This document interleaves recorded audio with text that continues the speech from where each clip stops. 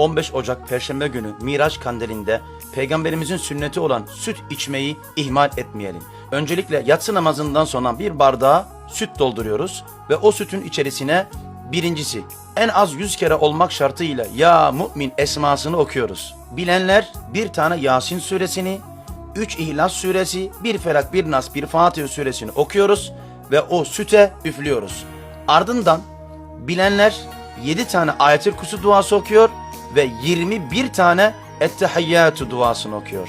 Sonrasında şu duayı ilave edip Allah'ım şu mübarek gecede Peygamberimizin hürmetine, yaptığım bu dualar hürmetine şifalar bana nasip eyle, dileklerimi, isteklerimi kabul eyle diye dua ediyoruz. Ömrüme bereket, rızkıma bereket, afiyetler nasip et ya Rabbim diye duayı ediyoruz ve bütün ev halkına bu sütü içiriyoruz. Bana da dua etmeyi unutmayın.